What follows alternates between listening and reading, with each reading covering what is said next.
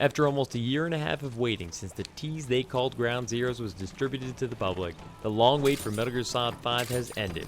We'll soon understand the last piece of the puzzle and Big Boss's descent from legendary hero to villain. With a game this hyped comes pretty enormous expectations, and it's supposedly being Kojima's last Metal Gear project only adds to that. So the big question on everyone's mind is, can it live up to the hype? Can it possibly be as good as everyone wants it to be? Find out in my impression so far of Metal Gear Solid 5 Phantom Pain.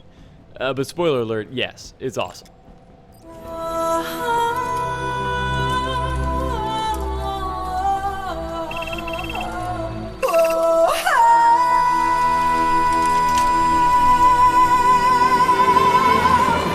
Metal Gear Solid is a series that has always been one of my favorites, and they're games I keep coming back to year after year.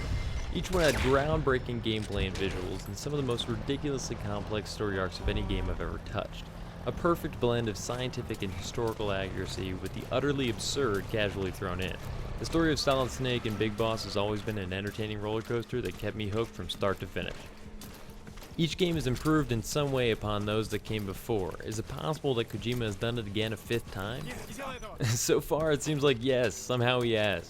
Continuing the trend, Phantom Pain is the most beautiful Metal Gear Solid to date, fully utilizing the incredible tech of the Fox engine to bring 1984 Afghanistan to life.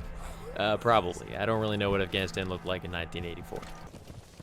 I'm truly impressed that the developers managed to maintain a 60 frames per second 1080p image on the PlayStation 4 in these vast areas. Characters too look incredibly lifelike, and it's fantastic to see the array of emotions characters can express, when they want them to. Big Boss tends to stare stoically off into the distance most of the time. There's also a new mother base this time around, because the previous version was tragically destroyed at the end of Ground Zero. It's awesome to see this construction grow and improve over the course of your game, and I can't help but get a little nostalgic reminder of the big shell from Metal Gear Solid 2 walking across its decks. The improved graphics help in the gameplay space as well. Being able to recon across these vast distances with your binoculars helps you observe enemy movements and plan your approach to perfection. Enhanced physics of the new engine allow for some fun new things too, like launching a truck into a helicopter. But gameplay changes expand far beyond that. Being Big Boss has its perks, and although you work mostly alone, you always have the entire army of Diamond Dogs at your back. This opens up numerous tactical options, like support drops, enemy distractions, helicopter attacks, and more. While this feels drastically different from the other solo endeavors in the series, it does add plenty of appreciated elements to your offensive arsenal. Physically moving through the world, it's clear that this Metal Gear Solid takes the cake. Climbing up and over obstacles works and feels natural. Snake can crawl, crouch, run, sprint, roll around, drive cars, ride a horse, and everything behaves exactly as you'd expect. Some of the previous Metal Gears struggled slightly with movement, especially some of the older ones, and as great as they were, it's great to see that none of these kinks remain. Gone are the days of Metal Gear Solid 3 where this mythical CQC was supposedly available, but every time you try to grapple an enemy, you throw him to the ground instead. Physical combat in general feels great and is very easy to pick up. Instead of struggling to master the art, I was immediately choking soldiers and threatening them for intel, which is exactly how it should feel to play as Big Boss. Being able to hold up enemies and question them by sneaking up with a gun raise is fantastic as well. It gives you plenty of options for stealthy takedowns, whether you're using a silenced weapon or not. A few noticeable touches from Peace Walker have arrived as well, most notably the Fulton system and army building.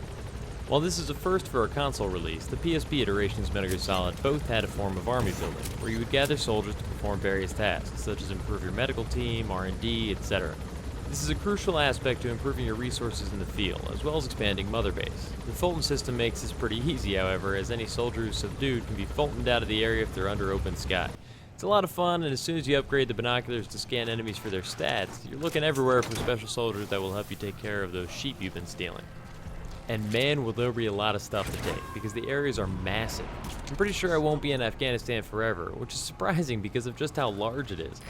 After some slight progression into the game, there quickly become a ton of options for side ops, which are usually tiny missions to gain some extra currency or soldiers from Mother Base, and then the general missions, which are more expansive and have more difficult objectives. So far they've all been a blast to complete, and due to the combinations of varying area types and mission objectives have all felt very different.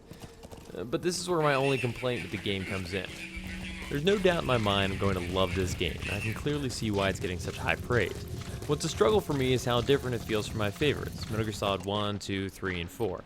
They're very linear, well-crafted stories which you take part in, whereas this, there are so many different options for how you can proceed. While it's not a bad thing, it is quite easy for me to spend hours upon hours completing side objectives, or even just messing around doing nonsense, and I worry that will break the flow of the story as I'm playing. So far this hasn't happened though, and this setting does make sense for the story of Big Boss. In this period of life he wasn't alone, he's building the Diamond Dogs, and not every mission was a week-long trek through Russia. Sometimes you're just getting some Klondike bars for the men back at Mother Base. It's just a very different flow for Metal Gear games, so I guess I'll decide at the end whether it was better, worse, or just different. That brings me to the story so far, and as always, it definitely seems like it's going to be a treat. Within the first 15 minutes, I'd already decided I had no idea what was going on, but I'm very excited to see what's coming next. When you least expect it, sometimes a mission will lead you to the next part of the tale of Big Boss, and some of these cutscenes have been the most incredible of the series. I can't wait to see what happens, and I doubt you'll have to wait long for a full review. Let me know in the comments if you're playing Metal Gear Solid 5 and what your favorite or most disliked portion of the game is so far. As always, like the video if you liked it, and please subscribe for more. Like I said, I'll have a review coming soon as I make my way through this huge game. Thanks for watching.